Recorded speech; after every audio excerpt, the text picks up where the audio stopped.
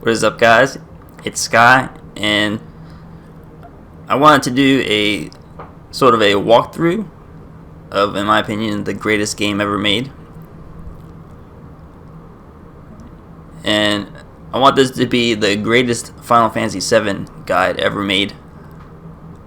And I decided to make this because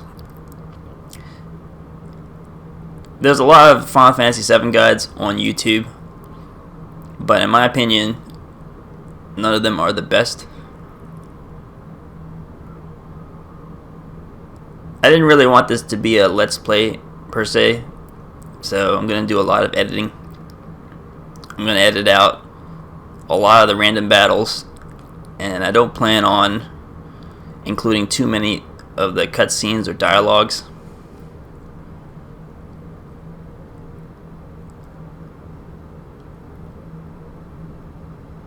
It's an iconic Final Fantasy VII intro. Again, I didn't really plan on this being a let's play, so although I'm going to interject my opinions, obviously, and commentary. And I think this is a game that a lot of people today probably have never played, or they did play it 23 years ago, but they didn't play it right. They didn't play it optimally. They just hit attack and just equip random materia. But I'm going to show you the most optimal way to play Final Fantasy VII. And Final Fantasy VII is a game that requires no grinding. In my opinion, if you're spending time running in circles trying to collect gil or level up, then you're doing it wrong. You can essentially run the most efficient route through the dungeon, fight the least amount of battles you can. But you have to know what items to buy from the shops. You actually should ignore most of the items. Iconic opening.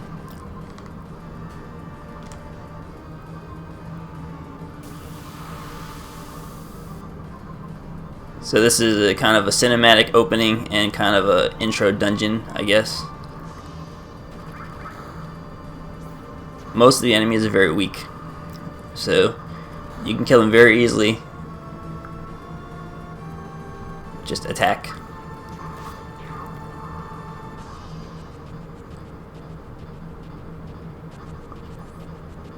The first scripted battle, or cloud levels to level 7. Number 7 is kind of an allegory in this game. They kind of throw it in there. And a lot of, same with Final Fantasy 8. They throw the number 8 in there. Don't really grab those 2 potions from those 2 knocked out guards.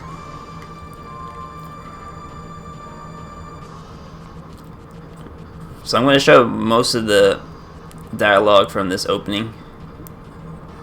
And the opening kind of serves as the introduction to this guide. And a lot of my commentary I'll provide in this opening, but the rest of the guide I'm going to edit heavily.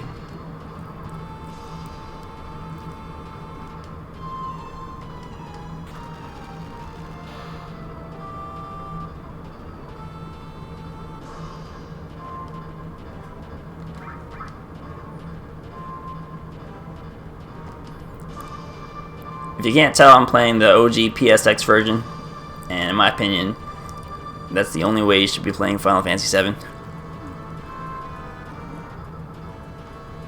Pretty much all of the remasters have severe problems, and Final Fantasy VII remake is a far inferior game as far as game design and story goes.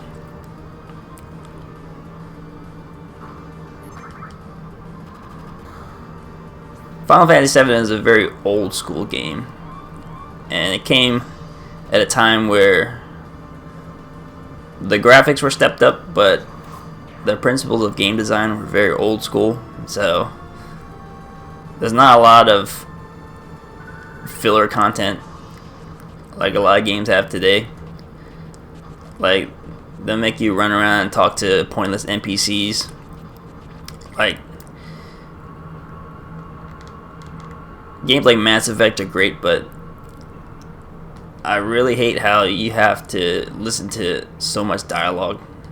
Like, old school games is not about dialogue, it's about raiding dungeons, leveling up, and getting really cool treasure, like new weapons and armor and stuff. Like, that's the stuff that I get into. Like, I think talking heads are boring. Like, all these games that come out nowadays, like Skyrim or Fallout. Don't forget to go down here and grab this chest. It's like you spend most of the game just listening to talking heads, and that's boring. I like fighting monsters. And there's combat in modern games, but it's all very simple. Like, old school games, you gotta worry about like elemental weaknesses, status effects, and characters have complex stat tables.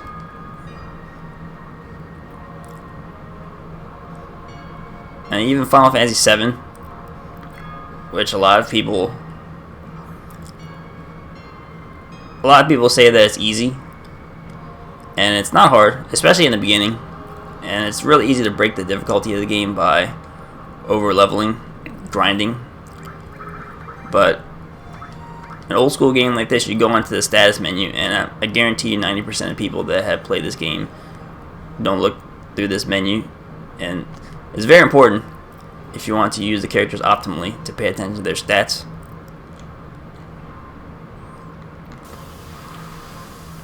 And people say that Final Fantasy VII, the characters are all cookie cutters. Oh, they're just slots for your materia. These enemies are very weak. You can just kill them with attack. But it's not true, because all the characters have different stat growths, and they all have unique weapons that have, some of them have hidden effects.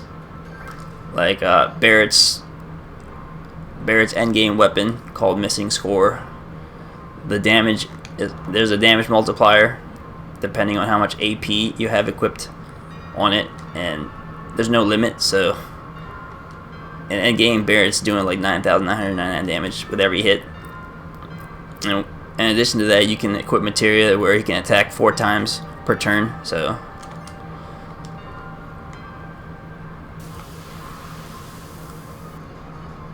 a lot of things that people don't realize about FF7. So Barrett's weapon is long range. He uses a machine gun, so you can kill these enemies in the back very quickly with Barrett. That's good because they have magic attacks. Although on the opening dungeon, you don't really need to worry because nothing's going to do that much damage. But Final Fantasy VII, that's kind of a common thing to see. Enemies will line up in the back row, and then you'll have a bunch of weaker enemies in the front row protecting them. Because Final Fantasy VII, the enemies have I guess row positioning, front and back row positioning, as well as your characters. And that's something they did away with in Final Fantasy VIII. And even in 9, there was no back row positioning, because the graphics engine, they tried. Okay, so these sweeper enemies are the only ones you can't kill in one hit, but they're weak to lightning, so you can cast Bolt with Cloud, kill them in one hit. Elemental weaknesses are something that you can take advantage of in the early game to optimize your play.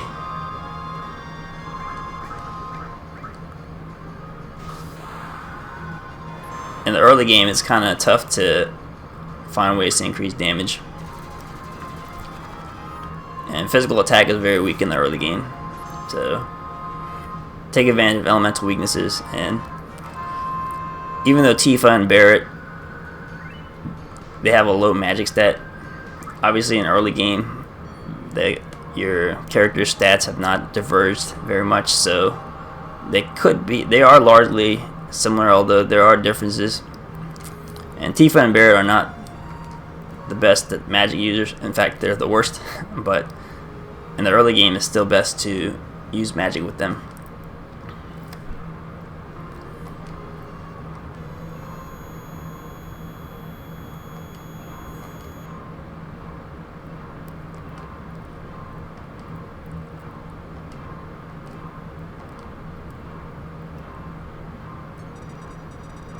Oh yeah, like I was saying earlier, Final Fantasy VIII, they upgraded the graphics engine. Obviously, the characters are all proportional, but it had a lot of disadvantages.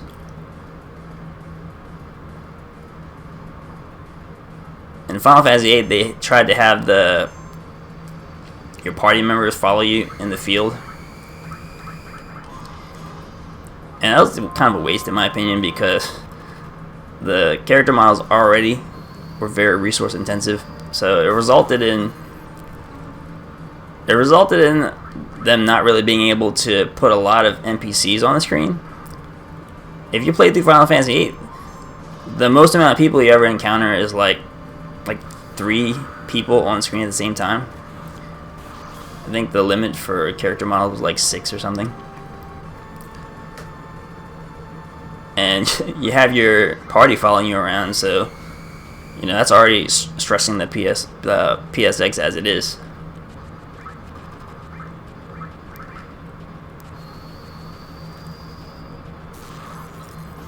And that really hurt the battle design in Final Fantasy VIII, because they couldn't have that many enemies on screen at once.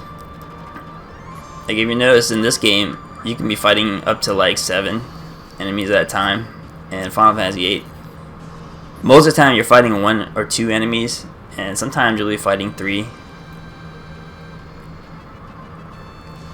And Final Fantasy IX, to some extent, had issues with that as well.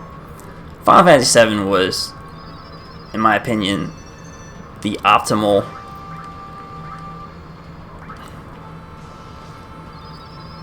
the design was optimal. They used 3D graphics, so the battles are very, very cinematic, but it still has old school game design. But at the same time, they could have more NPCs on screen at once, and they could have more enemies in the battles. In my opinion, that's better. Obviously, you could say that 8 looks better to some extent, but in my opinion, Final Fantasy VII looks the best, even though the graphics are simple. Like, the game and story design was not constrained by the graphics engine. Final Fantasy IX, they improved the graphics a lot, and at the same time, I think they went with the super deformed character models, and as well, they had your party members kind of disappear when you're on the field screen. That really helped a lot, in my opinion. Final Fantasy IX was a big improvement over 8. But neither of those games hold a candle to 7. And once you learn how to play Final Fantasy VII optimally, then you'll see what I mean. Just stick with it. Although I know, unless somehow this guide goes super viral or something, then it's only gonna get like 10 views. But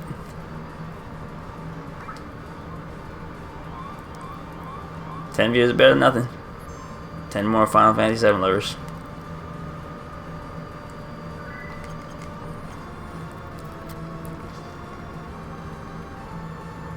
Also, the I was saying before, the PSX version is the only version you need to play as far as this game goes.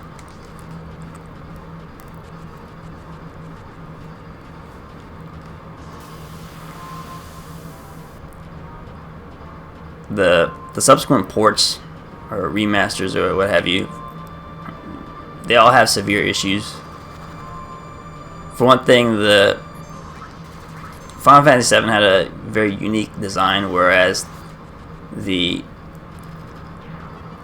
guess this was something unique to the PSX,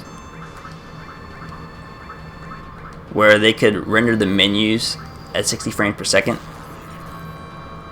while the battle scene was actually 15 frames per second, and they were never able to port this over. And this is an issue with Final Fantasy VIII as well. The menus run at 15 frames per second. Also, side note, don't forget to rescue Jessie here, or else you're gonna have to come back for her. Sometimes I forget to do that.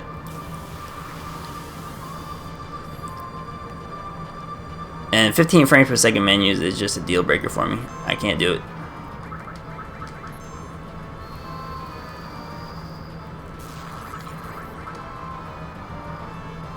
It just really hurts the responsiveness, and in this particular game, the slot reels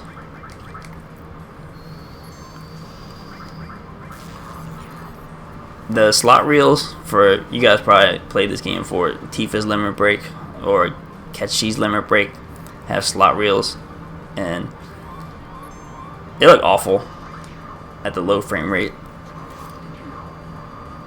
Now I know the PC version has mods where you can improve the frame rate of the battle scenes.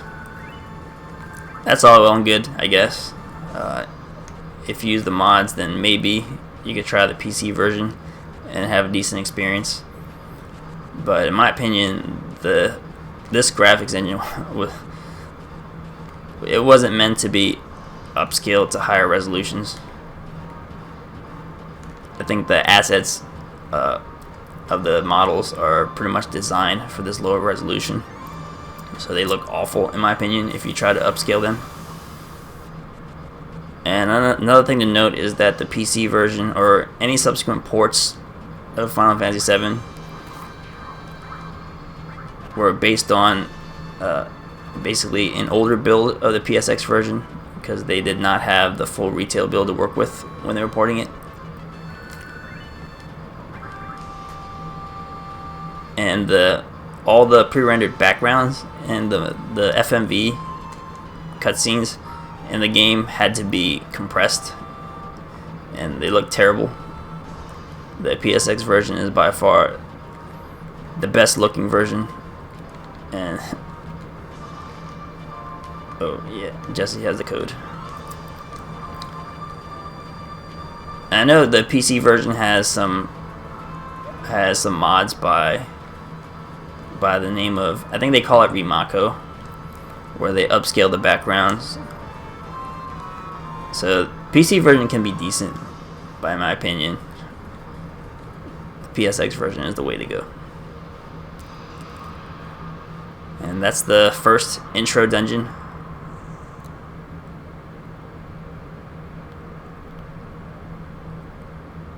Easy money. Most of the Midgar section is pretty easy.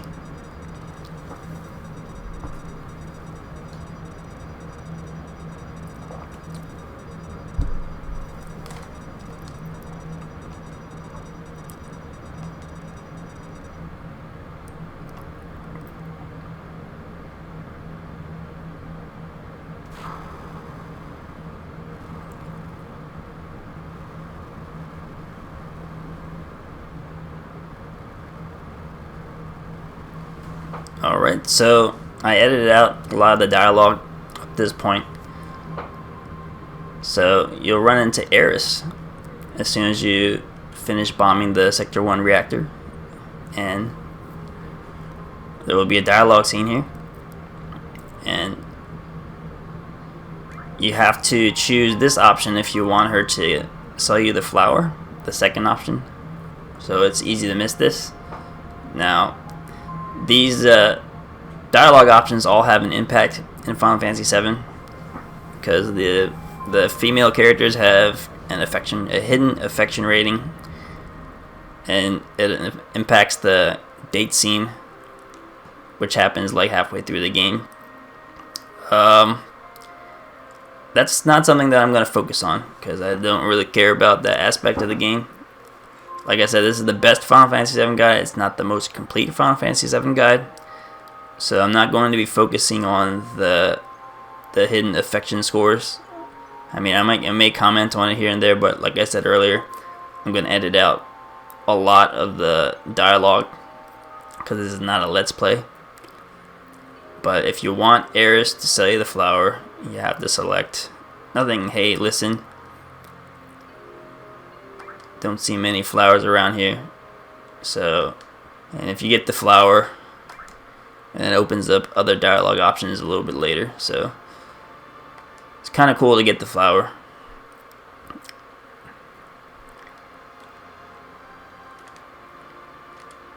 But like I said, I'm not going to focus on the date mechanics. There's guides on the fandom FF7 wiki. Pick up this potion. Get jumped by Shinra guards. I don't really waste time. You can, if you choose fast enough, you can just evade the guards. If you don't choose quick enough, then they will force you into fights. And like I said, early game fighting for no reason is pointless. Levels don't really matter in FF7. Oh, I'll take that back. Levels matter, but in the early game they don't matter as much. And actually, a lot of other FF games, it's better to stay low level in the early game. So take optimal routes through dungeons. Don't fight unnecessary battles, because in the late game they have better stat growth in the late game, because, like, say for example in Final Fantasy VI, the espers are the only way to really improve your stat growth, and you don't get them until the late game. So the whole idea is to stay low level so that you can take advantage of the improved stat growth for as many levels as possible, because all characters' levels cap. So once you get to level cap, you can't get any more of those stat bonuses. Final Fantasy VIII was a extreme case where they had level scaling, so the most optimal play was to stay level 8 through the entire game up until you get the GF stat growth bonus abilities, and then and even then, in my opinion, you shouldn't level until you get the airship at the very end of the game, so that you can get access to the island closest to heaven and the island closest to hell.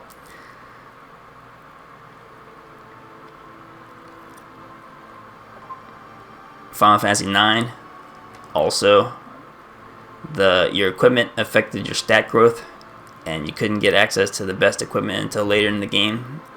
So the most optimal play is to stay low level as possible until very close to the end of the game. Final Fantasy VII doesn't have any mechanic like that, but in my opinion, level grinding in the early game is a waste of time.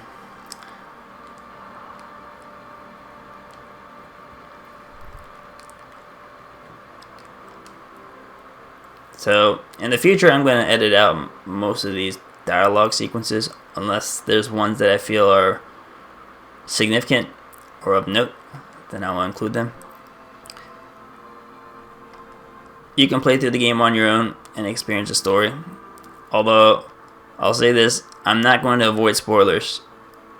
So I'll probably avoid talking about future events in the game while I'm playing through the game, but I'm not gonna edit out spoilers. But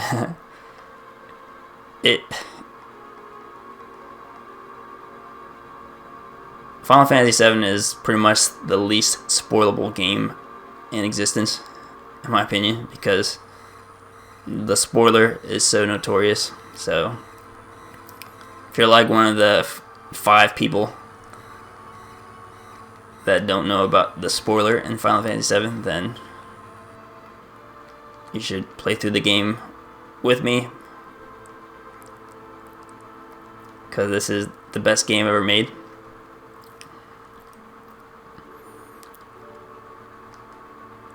And like I was saying earlier, this is an old school game.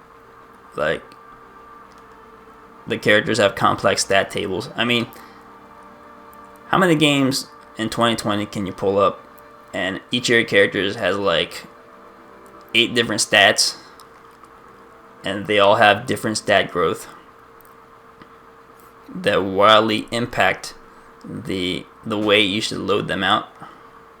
That it just doesn't happen today. I mean, today it's like you're gonna have strength and defense, and then, you know, the ammo you get at the beginning of the game is gonna do less damage than the ammo you get at the end of the game.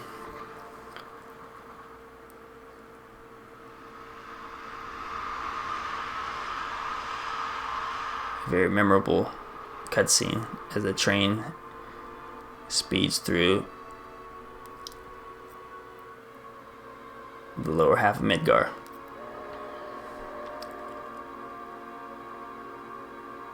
And it's old school. Final Fantasy VII is, at the same time, it was breaking into the new school. So you have the cinematic battles, and that's kind of why I had to put Final Fantasy VII above, say, Final Fantasy V or 6. Both of which could be considered some of the best Final Fantasies of all time, but a little bit too old school for me. A little bit less interesting.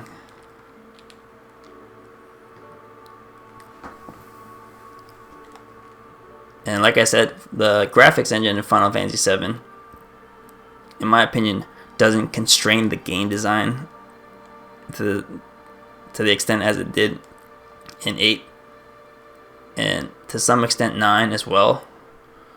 Like, everything loads fast. Like, Final Fantasy 9 was notorious for having the longest loading times ever. Like, you load into a random battle and the camera would be sweeping around for like 5 seconds at a time because it's still loading. But even here you have 8 NPCs on screen at the same time. And that's just not something you see in Final Fantasy VIII, and it just makes the world feel empty. I talk to these guys for no reason. Like I said, I'm going to edit out most of the dialogue.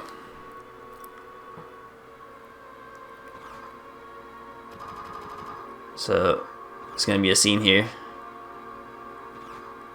Look at all these NPCs on screen at once. Like, that just makes the world feel lived in. If you talk to Barrett before Tifa runs into the bar, then there's a different dialogue. He says you want to meet your little baby. So, out of my way. Just calm down. Can't have people suspecting us. Anyways, yeah. You're going to go into the bar, and you're going to have some dialogue. And you're going to meet Tifa, waifu Tifa. There's going to be some dialogue affecting their affection scores toward you. Oh yeah, Barrett can actually show up on the date as kind of the comedy option. If you treat all the women bad enough, and you treat Barrett good, you know, just answer the dialogues the way you want to answer it. But remember that Barrett's affection score is very low. It's hard to boost it, so you have to be a real douche to the girls, and it's really hard to get Barrett. So if you want to get Barrett, then that's what you have to do. Anyways, I'm going to edit this out, and then I'm going to skip to after the dialogue. And we're back. So we just finished up the dialogue in Tifa's 7th Heaven bar. Met Tifa.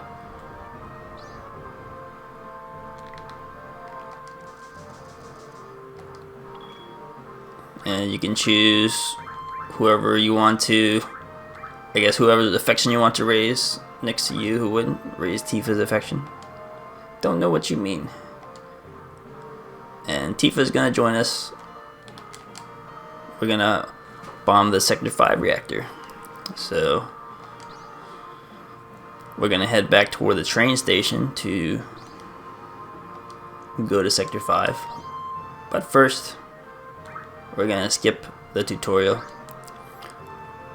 And it's very interesting in this game how Cloud provides all the tutorials. So it's building Cloud up to be the, I guess the experienced one. Okay, so